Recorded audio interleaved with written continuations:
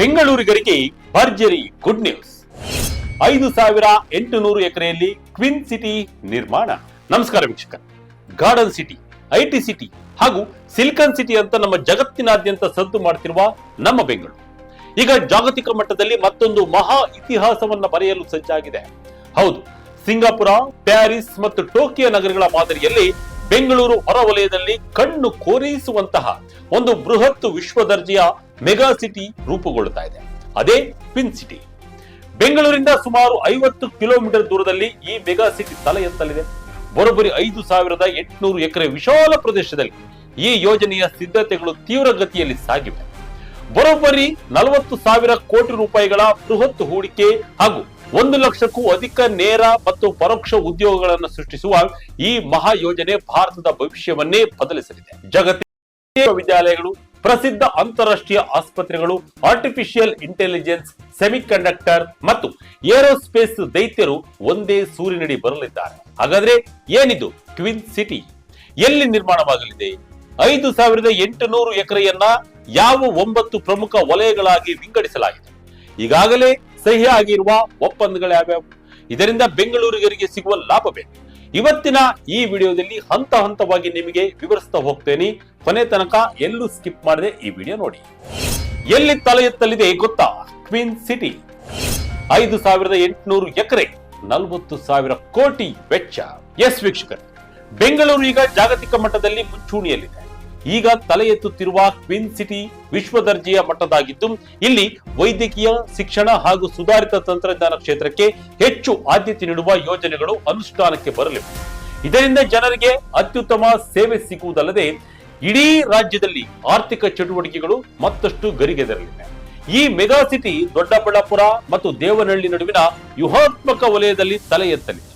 ಬರೋಬ್ಬರಿ 40,000 ಕೋಟಿ ರೂಪಾಯಿ ವೆಚ್ಚದಲ್ಲಿ ಈ ಕ್ವೀನ್ ಸಿಟಿ ನಿರ್ಮಾಣ ಆಗಲಿದೆ. ವೀಕ್ಷಕರೇ, ಕ್ವೀನ್ ಸಿಟಿ ಅತ್ಯಂತ ದೊಡ್ಡ ಆಕರ್ಷಣೆ ಎಂದರೆ ಇದರ ಮಾಸ್ಟರ್ ಪ್ಲಾನಿಂಗ್. 5,800 ಎಕರೆ ವಿಶಾಲ ಪ್ರದೇಶದಲ್ಲಿ ಅತ್ಯಂತ ವ್ಯವಸ್ಥಿತವಾಗಿ 9 ಪ್ರಮುಖ ವಲಯಗಳಾಗಿ ವಿಂಗಡಿಸಲಾಗಿದೆ. ಅವುಗಳನ್ನು ನೋಡ್ತಾ ಹೋಗೋದಾದ್ರೆ, ಜ್ಞಾನಾಧಾರಿತ ಸಂಸ್ಥೆಗಳಿಗೆ 718.10 ಎಕರೆ, ಆರೋಗ್ಯ ಸೇವೆ ಉದ್ಯಮಿಗಳಿಗೆ 605.70 ಎಕರೆ, ನವೀನತೆ ಸಂಶೋಧನೆಗೆ 841.20 ಎಕರೆ, ಕೈಗಾರಿಕೆಗಳಿಗೆ 547 ಎಕರೆ, ವಸತಿ ಸೌಕರ್ಯಕ್ಕೆ 518 ಎಕರೆ, ಸುಸ್ಥಿರ ಪರಿಸರಕ್ಕಾಗಿ 426 ಎಕರೆ, ಬಫರ್ ವಲಯ 403 ಎಕರೆ, ಪಾರ್ಕಿಂಗ್ ಉದ್ದೇಶಕ್ಕೆ 237.20 ಎಕರೆ, ವಾಣಿಜ್ಯೋದ್ದೇಶಕ್ಕೆ 83.70 ಎಕರೆ. ಹೀಗೆ ಪ್ರತಿಯೊಂದು ಅಗತ್ಯಕ್ಕೂ ಪ್ರತ್ಯೇಕ ಜಾಗವನ್ನ ಕಾಯ್ದಿರಿಸಿ ಅತ್ಯಂತ ಸುಂದರವಾಗಿ ಈ ನಗರವನ್ನ ವಿನ್ಯಾಸಗೊಳಿಸಲಾಗ್ತಾ ಇದೆ. ಹಾಗಾದ್ರೆ ಏನೇನು ಒಪ್ಪಂದಗಳು ಆಗಿವೆ? ಯಾವೆಲ್ಲ ವಿದೇಶಿ ಕಂಪನಿಗಳು ಮುಂದೆ ಬಂದಿವೆ? ಇನ್ನು ಈ ಕ್ವೀನ್ ಸಿಟಿಯ ಬೆನ್ನೆಲುಬು ಎಂದರೆ ಅದು ಇಲ್ಲಿ ರೂಪುಗೊಳ್ಳುತ್ತಿರುವ ನಾಲೆಡ್ಜ್ ಡಿಸ್ಟ್ರಿಕ್ಟ್ಸ್. ಅಂದ್ರೆ ಪ್ರಪಂಚದ ಟಾಪ್ 500 ವಿದೇಶಿ ವಿಶ್ವವಿದ್ಯಾಲಯಗಳನ್ನ ಕರ್ನಾಟಕಕ್ಕೆ ಆಕರ್ಷಿಸುವುದು ಇದರ ಮುಖ್ಯ ಗುರಿಯಾಗಿದೆ. ಈಗಾಗಲೇ ಜರ್ಮನಿಯ ಪ್ರತಿಷ್ಠಿತ KfW ಸಂಸ್ಥೆಯು ಬರೋಬ್ಬರಿ 1,000 ಕೋಟಿ ರೂಪಾಯಿ ವೆಚ್ಚದಲ್ಲಿ ಬೃಹತ್ ಕ್ಯಾಂಪಸ್ ನಿರ್ಮಾಣ ಮಾಡಲು ಒಪ್ಪಂದಕ್ಕೆ ಸಹಿ ಹಾಕಿದೆ. ಇದಷ್ಟೇ ಅಲ್ಲದೆ ಲಂಡನ್ನ ವಿಶ್ವ ಪ್ರಸಿದ್ಧ ಸೆಂಟ್ ಜಾನ್ಸ್ ಮತ್ತು ಲಿವರ್ಪೂಲ್ ವಿಶ್ವವಿದ್ಯಾಲಯ ಸೇರಿದಂತೆ 9 ಬೃಹತ್ ಜಾಗತಿಕ ಶಿಕ್ಷಣ ಸಂಸ್ಥೆಗಳು ಇಲ್ಲಿ ತಮ್ಮ ಕ್ಯಾಂಪಸ್ ತೆರೆಯಲು ತೀವ್ರ ಆಸಕ್ತಿಯನ್ನ ತೋರಿವೆ. ಈ ಶೈಕ್ಷಣಿಕ ವಲಯವೊಂದರಲ್ಲಿ ನಮ್ಮ ರಾಜ್ಯದಲ್ಲಿ ಶಿಕ್ಷಣ ಕ್ಷೇತ್ರದಲ್ಲಿ ಸುಮಾರು 25,000ಕ್ಕೂ ಹೆಚ್ಚು ಬೋಧಕ ಮತ್ತು ಬೋಧಕೇತರ ಉದ್ಯೋಗಗಳು ಸೃಷ್ಟಿಯಾಗಲಿವೆ. ಅಂದರೆ ನಮ್ಮ ಕನ್ನಡದ ಮಕ್ಕಳು ಉನ್ನತ ಶಿಕ್ಷಣಕ್ಕಾಗಿ ಕೋಟ್ಯಾಂತರ ರೂಪಾಯಿ ಖರ್ಚು ಮಾಡಿ ವಿದೇಶಕ್ಕೆ ಹೋಗುವ ಅಗತ್ಯವೇ ಇರುವುದಿಲ್ಲ. ಬದಲಿಗೆ ವಿದೇಶಿ ವಿಶ್ವವಿದ್ಯಾಲಯಗಳೇ ನಮ್ಮ ಬೆಂಗಳೂರಿಗೆ ಬರಲಿವೆ. ಕ್ವೀನ್ ಸಿಟಿಗಾಗಿ ಗುರುತಿಸಲಾದ 5 ಪ್ರಮುಖ ವಿಷಯಗಳು. ಕ್ವೀನ್ ಸಿಟಿಯಲ್ಲಿ ಕೇವಲ ಸಾಂಪ್ರದಾಯಿಕ ಐಟಿ ಕಂಪನಿಗಳು ಮಾತ್ರ ಇರುವುದಿಲ್ಲ. ಬದಲಾಗಿ ಭವಿಷ್ಯದ ತಂತ್ರಜ್ಞಾನಗಳಿಗೆ ಗರಿಷ್ಠ ಆದ್ಯತೆಯನ್ನು ನೀಡಲಾಗಿದೆ.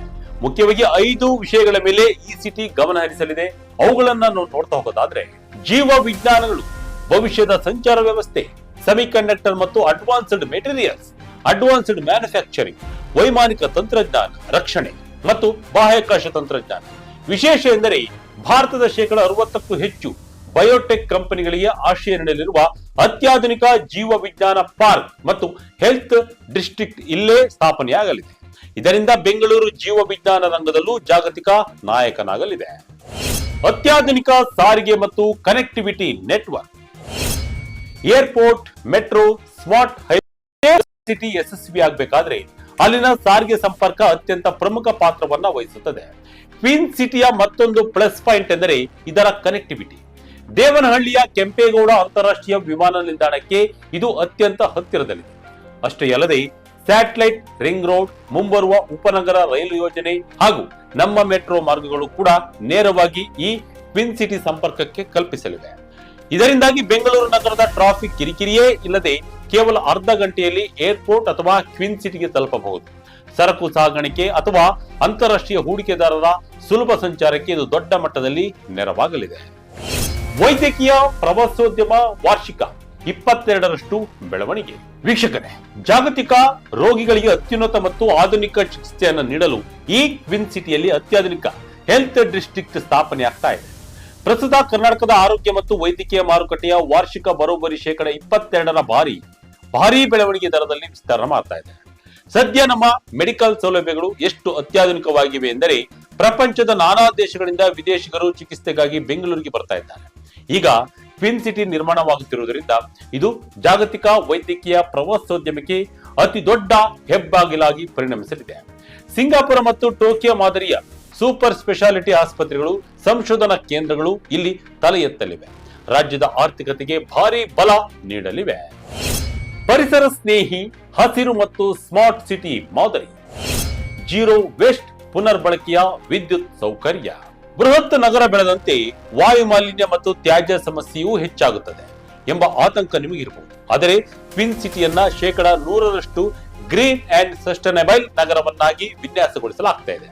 ಇಲ್ಲಿ 426 ಎಕರೆಗೂ ಹೆಚ್ಚು ಜಾಗವನ್ನ ಹಸಿರು ವಲಯಕ್ಕಾಗಿ ಕಾಯ್ದಿರಿಸಲಾಗಿದೆ. ಅಷ್ಟೇ ಅಲ್ಲದೆ ಜೀರೋ ವೇಸ್ಟ್ ಮ್ಯಾನೇಜ್ಮೆಂಟ್, ಸೋಲಾರ್ ಶಕ್ತಿಯ ಗರಿಷ್ಠ ಬಳಕೆ, ತ್ಯಾಜ್ಯ ನೀರಿನ ಮರುಬಳಕೆ ಹಾಗೂ ಎಐ ಚಾಲಿತ ಸ್ಮಾರ್ಟ್ ಟ್ರಾಫಿಕ್ ಕಂಟ್ರೋಲ್ ವ್ಯವಸ್ಥೆಗಳನ್ನ ಜಾರಿಗೆ ತರಲಾಗ್ತಿದೆ. ಇದು ಪರಿಸರಕ್ಕೆ ಯಾವುದೇ ಹಾನಿಯಾಗದಂತೆ ಬೆಳೆಯಲಿರುವ ಭಾರತದ ಪ್ರಥಮ ಮಾದರಿ ಹಸಿರು ನಗರವಾಗಲಿದೆ. ಹೂಡಿಕೆ, ಕಾಮಗಾರಿ, ಉದ್ಯೋಗದ ನಿರೀಕ್ಷೆ. ಸ್ಥಳೀಯ ಆರ್ಥಿಕತೆಗೆ ಸಿಗಲಿದೆ ಭಾರಿ ಚೇತರಿಕೆ. ಇನ್ನು ಈ ಯೋಜನೆಯ ಅನುಷ್ಠಾನದ ಬಗ್ಗೆ ಮಾತನಾಡುವುದಾದರೆ ಒಟ್ಟು 40,000 ಕೋಟಿ ರೂಪಾಯಿಗಳ ಬಂಡವಾಳ ಹೂಡಿಕೆಯಾಗುವ ನಿರೀಕ್ಷೆ ಇದೆ. ಇದರಿಂದ ಪ್ರತ್ಯಕ್ಷ ಹಾಗೂ ಪರೋಕ್ಷವಾಗಿ 1 ಲಕ್ಷಕ್ಕೂ ಅಧಿಕ ಯುವಕರಿಗೆ ಉದ್ಯೋಗಾವಕಾಶಗಳು ಸಿಗಲಿವೆ. ಪ್ರಮುಖವಾಗಿ ಇಂಜಿನಿಯರಿಂಗ್, ಮೆಡಿಕಲ್, ರಿಸರ್ಚ್ ಮತ್ತು ಮ್ಯಾನೇಜ್ಮೆಂಟ್ ವಿಭಾಗದ ಅಭ್ಯರ್ಥಿಗಳಿಗೆ ಇದು ಸುವರ್ಣ ಅವಕಾಶ ತರಲಿದೆ. ಅಷ್ಟೇ ಅಲ್ಲದೆ ದೊಡ್ಡಬಳ್ಳಾಪುರ, ದೇವನಹಳ್ಳಿ ಮತ್ತು ಸುತ್ತಮುತ್ತಲಿನ ಗ್ರಾಮೀಣ ಭಾಗದಲ್ಲಿ ರಿಯಲ್ ಎಸ್ಟೇಟ್, ಹೋಟೆಲ್ ಉದ್ಯಮ, ಸಾರಿಗೆ ಮತ್ತು ಸ್ಥಳೀಯ ಸಣ್ಣ ಪ್ರಮಾಣದ ವ್ಯಾಪಾರಗಳಿಗೆ ಭಾರಿ ಉತ್ತೇಜನ ಸಿಗಲಿದೆ. ಈಗಾಗಲೇ ಪ್ರಥಮ ಹಂತದ ಮೂಲಸೌಕರ್ಯ ಕಾಮಗಾರಿಗಳಿಗಾಗಿ 723 ಕೋಟಿ ರೂಪಾಯಿಗಳ ಟೆಂಡರ್ ಪ್ರಕ್ರಿಯೆ ಪ್ರಗತಿಯಲ್ಲಿದೆ. ಮೂಲಗಳ ಪ್ರಕಾರ ಮುಂದಿನ ಡಿಸೆಂಬರ್ ಅಥವಾ ಜನವರಿ ತಿಂಗಳಲ್ಲಿ ಮೂಲಸೌಕರ್ಯಗಳ ಕಾಮಗಾರಿಗಳು ಅಧಿಕೃತವಾಗಿ ಚಾಲನೆ ಪಡೆಯಲಿವೆ. ಈ ಬಳಿಕ ಅಂದರೆ ಮುಂಬರುವ ಜನವರಿ ಫೆಬ್ರವರಿ ವೇಳೆಗೆ ಪ್ರತಿಷ್ಠಿತ ಜಾಗತಿಕ ಕಂಪನಿಗಳ ಹೂಡಿಕೆ ಪ್ರಕ್ರಿಯೆಗಳು ಇಲ್ಲಿ ಆರಂಭವಾಗಲಿವೆ. ಸರ್ಕಾರದ ದೃಢ ರಾಜಕೀಯ ಇಚ್ಛಾಶಕ್ತಿ ಹಾಗೂ ಅನುಕೂಲಕರ ನೀತಿಗಳಿಂದಾಗಿ ಈ ಯೋಜನೆ ಅತ್ಯಂತ ವೇಗವಾಗಿ ಕಾರ್ಯಾಚರಣೆಗೆ ಬರಲಿದೆ. ವೀಕ್ಷಕರೇ, ಒಟ್ಟಾರೆಯಾಗಿ ಹೇಳುವುದಾದರೆ ಪ್ರಸ್ತಾಪಿತ ಟ್ವಿನ್ ಸಿಟಿ ಯೋಜನೆಯು ಬೆಂಗಳೂರು ಮತ್ತು ಸಮಗ್ರ ಕರ್ನಾಟಕದ ಆರ್ಥಿಕ ಹಾಗೂ ತಾಂತ್ರಿಕ ಪ್ರಗತಿಗೆ ಹೊಸ ಅಧ್ಯಾಯ ಆಯಾಮವನ್ನು ನೀಡುವ ನಿರೀಕ್ಷೆ ಇದೆ. ಶಿಕ್ಷಣ, ಸಂಶೋಧನೆ, ಪರಿಸರ, ಅತ್ಯಾಧುನಿಕ ರಸ್ತೆ ಸಂಪರ್ಕ ಮತ್ತು ಸುಧಾರಿತ ತಂತ್ರಜ್ಞಾನ ವಲಯಗಳನ್ನು ಒಳಗೊಂಡ ಈ ದೂರದರ್ಶಿತ್ವದ ಯೋಜನೆಯು ಯುವ ಪೀಳಿಗೆಗೆ ದೇಶದಲ್ಲೇ ಜಾಗತಿಕ ಮಟ್ಟದ ಉದ್ಯೋಗ ಹಾಗೂ ಗುಣಮಟ್ಟದ ಶಿಕ್ಷಣವನ್ನ ಒದಗಿಸಲು ಸಹಕಾರಿಯಾಗಲಿದೆ ಎಂದು ಸರ್ಕಾರ ಹೇಳಿಕೊಂಡಿದೆ. ಮುಂಬರುವ ತಿಂಗಳುಗಳಲ್ಲಿ ಆರಂಭವಾಗಲಿರುವ ಮೂಲಸೌಕರ್ಯ ಕಾಮಗಾರಿಗಳು ಹಾಗೂ ಜಾಗತಿಕ ಹೂಡಿಕೆಗಳು ಈ ಮಹತ್ವಾಕಾಂಕ್ಷಿ ಯೋಜನೆಗೆ ಭದ್ರವಾದ ಬುನಾದಿ ಹಾಕಲಿವೆ.